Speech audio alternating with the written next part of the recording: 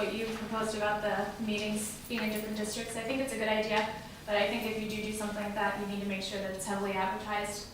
Just for people who do go to the meetings now, it could get confusing, I think, but as long as it's heavily advertised, I think it's a great idea.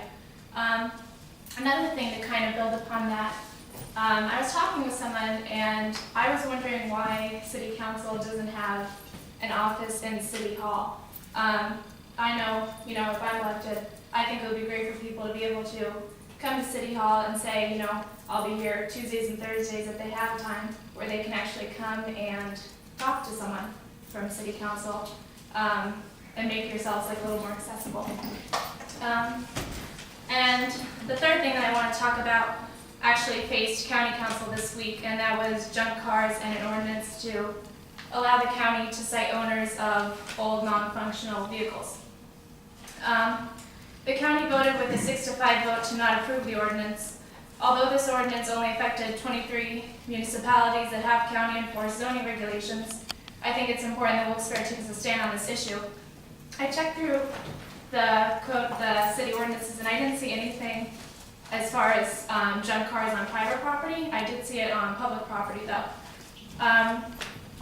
Although Wilkes Barre has a larger problem with abandoned properties rather than junk cars, I still see many junk cars while I'm driving through the city. And I think it certainly does affect the aesthetic of Wilkes Barre. The rejected ordinance defined a junk vehicle as one that is visible from 500 feet away and meets 2 out of the 6 following criteria. 10 years or older, extensively damaged, apparently inoperable, covered in debris, vegetation, moss or weeds, and evidence the vehicle has not been moved in 120 days, or if it does not display a valid license plate, registration sticker, or inspection sticker.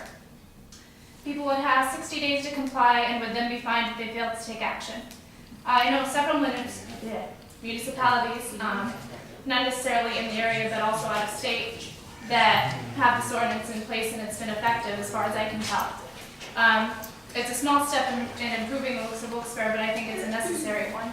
So that's all I have to say for tonight. Yeah, I can talk about the nuisance vehicle. We do have one back. Okay.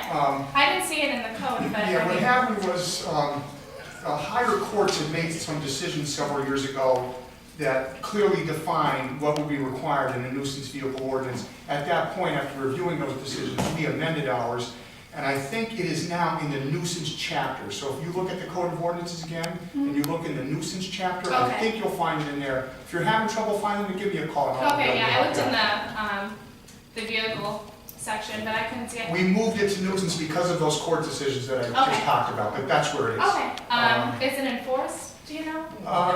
That I don't know off the top of my head. I'm assuming health, at least gives warnings, and maybe, I don't know if there's ever been citations. I would have to talk to the health department for that to find out. Because with that being said, there is a property on South Grant Street, I believe it's 77. I'll get the exact number though.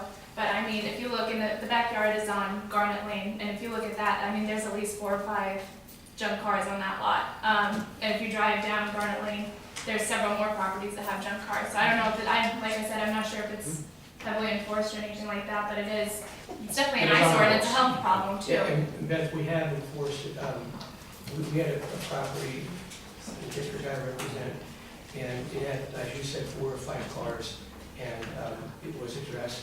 The proper people went down, they talked to the owner, and they gave them a certain amount of time to get the vehicles off the property, so they did do that.